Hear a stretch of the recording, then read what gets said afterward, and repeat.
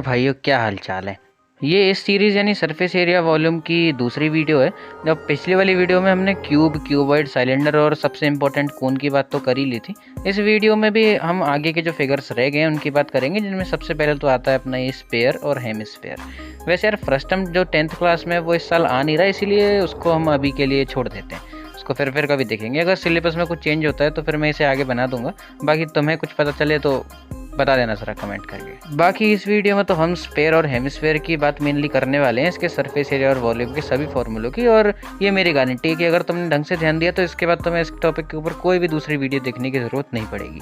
तो सबसे पहले स्पेयर की बात कर लेते हैं, जो कि एक बॉल जैसी शेप का होता है। तुम्हें पता ही है स्पेयर कैसा होता है। जिसके सेंटर से लेकर सरफेस तक के जो भी लेंथ है उसको हम आर यानी उसका रेडियस मान लेते हैं। तो इसके लिए भी हम इसके नेट का ही इस्तेमाल करेंगे। और जिन लोगों को अभी तक नहीं पता नेट क्या होता है, बस पिछली वाली वीडियो का स्टार्टिंग का पार्ट देख लेना तो मेरे समझ में आ जाएगा। बाकी अभी मैं बता देता हूँ, किसी भी 3D शेप को अगर हम 2D शेप में कन्वर्ट कर दें पूरा ओपन करके, तो वो जो चीज़ सामने आती है वो उसका नेट होता है। जैसे मैंने यहाँ ऊपर और नीचे 2 पॉइंट बनाए हैं। अगर हम इस पेयर को यहाँ से ओपन करें तो ये कुछ सिलेंडर जैसा लगने लगेगा। देखो मैं तुम्हें 3D एनिमेशन की मदद से समझाता हूँ। तो ये एक स्पेयर है और अगर मैं इसको ऊपर और नीचे दोनों साइड से ओपन करता हूँ तो ये कुछ सिलेंडर जैसा लगने लगता है। देखो कुछ इस तरह से।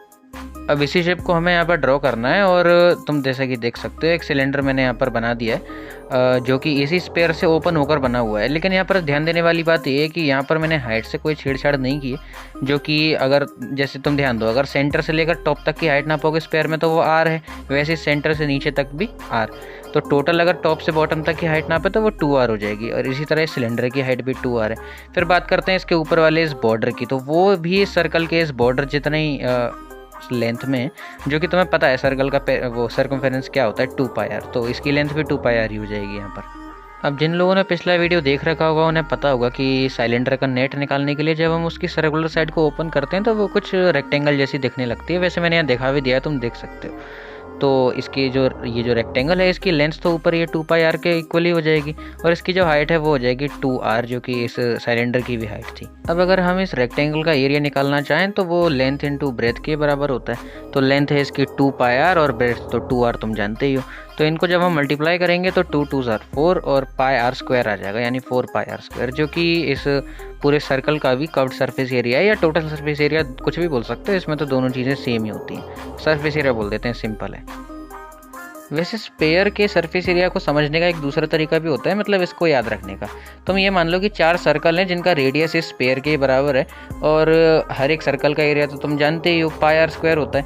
तो तुम एक काम करो, इन चारों के जो सरफेस एरिया हैं या कह लो एरिया, इन सबको ऐड कर दो यानी πr² को। तो जो चीज़ निकल कर आएगी वो तो तुम जानते ही हो 4πr² ही होगा अगर हम चारों को ऐड कर देंगे तो इस कंडीशन में भी जो सरफेस एरिया है इस स्पेयर का वो आ जाएगा अपने सामने।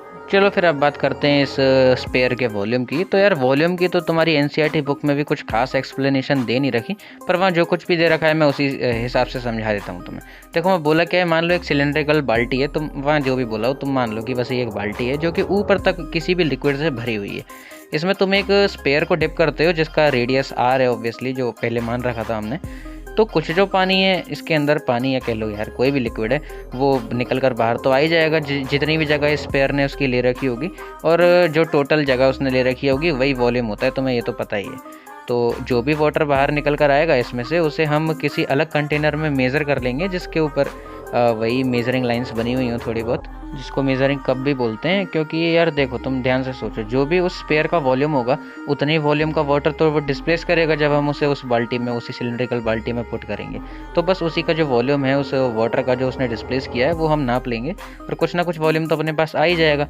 उसके बाद इस एक्टिविटी के बाद उन्होंने कहा था कि जो भी वॉल्यूम आए उस वाटर का वो तुम इस एक फॉर्मूले से चेक करके देखना। जो फॉर्मूला उन्होंने बता दिया था 4/3πr³, इस फॉर्मूले से चेक करके देखेंगे तो उन दोनों का जो वॉल्यूम है उस वाटर का और उस स्पेयर का वो एकदम इक्वल आएगा। तो वॉल्यूम का फॉर्मूला तो यार यही है 4/3πr³। और इसकी डेरिवेशन तो यार थोड़ी सी लेंदी और बड़ी कॉम्प्लिकेटेड सी है, जो कि तुम्हारे इस लेवल पर तो कोई काम की नहीं है। तो तुम इसे छोड़ो, बस इसे इसी तरह से लर्न कर लो। अब चलो अगले फिगर जो कि अब हेमिस्फेयर है उस पर बढ़ते हैं आगे। और स्पेयर के ही फॉर्मूले से इसके सारे फॉर्मूले आते हैं। तो अगर तुम्हारे स्पेयर समझ में आ गया तो यार ये तो फिर बच्चों की चीज़ें तुम्हारे लिए। चलो फिर पहले एक हेमिस्फेयर ड्रॉ कर लेते हैं। तो हेमिस्फेयर को यार तुम किसी कटोरी या फिर आधे स्पेयर की तरह समझ लो, वैसे आधा स्पेयर ही होता है, जिसका ये जो सर्कुलर रीजन है ऊपर उसका रेडियस आर, मतलब इसमें एक सर्कुलर सरफेस और एक आधे स्पेयर जैसी सरफेस होती है। तो चलो इसके फॉर्मूलेस को समझने की कोशिश करते हैं। सबसे पहले इसका कर्व्ड सरफेस एरिया। तो यार कर्व्ड सरफेस एरिया का मतलब है नीचे वाले सिर्फ स्पेयर वाले पार्ट का एरिया। और यार क्योंकि ये एक स्पेयर का ही हाफ पार्ट है तो फिर स्पेयर का जो टोटल सरफेस एरिया होता है 4πr², उसी का हाफ हो जाएगा ये, यानी कि हाफ मतलब 2 से डिवाइड करेंगे जब, तो 2 से डिवाइड करने पर जो सामने निकल कर वैल्यू आती है वो है 2πr², और यही इसका कर्व सरफेस एरिया होता है। और यार इसका टोटल सरफेस एरिया निकालना तो काफ़ी आसान है, बस ये ऊपर ये जो सर्कल वाला पार्ट इस बार हमने छोड़ दिया था वो और इसमें ऐड कर देंगे तो टोटल सरफेस एरिया हो जाएगा। तो 2πr² + πr² अपना आ जाएगा ये 3πr², और यही इसका टोटल सरफेस एरिया होता है। और यार वॉल्यूम का फंडा भी इसका बड़ा सिंपल सा है। देखो पूरे स्पेयर का वॉल्यूम याद करो क्या था, वो था 4/3πr³। और क्योंकि ये आधा स्पेयर है तो ऑब्वियसली वॉल्यूम भी आधा ही होगा, और आधे का मतलब होता है 2 से डिवाइड करना। तो सिंपली हम 2 से इसे डिवाइड कर देंगे, जो कि इसके बाद आ जाएगा 2/3πr³, और यही इसका पूरे का वॉल्यूम होता है इस पूरे हेमिस्फेयर का। तो यार सिंपली बस ये सारे फॉर्मूले तो तुम समझ ही गए होगे अब तक। तो यार इस वीडियो में सिखाई गई सभी चीज़ें तो तुम्हारे समझ में आ ही गई होंगी, और मेरे को यार कमेंट में एग्जैक्टली बताओ कि क्या चीज़ें डिडक्ट हुई हैं और क्या चीज़ें इस साल आ रही हैं। बाकी फाइनल एग्जाम से पहले तो सभी चैप्टर्स 9th और 10th के कवर हो ही जाएंगे, लेकिन फिर भी अगर तुम्हें कुछ डाउट है तो मेरे को नीचे कमेंट सेक्शन में ज़रूर बता देना, क्योंकि मेरे को पता है क्लास में तुम डाउट तो बिल्कुल नहीं पूछते होगे। बाकी ये सब तुम्हें जो दिख रहा है मेरे को भी पता है ये सब उल्टा है, पर तुम्हें पता है ये सब का क्या करना है, तो कर दो।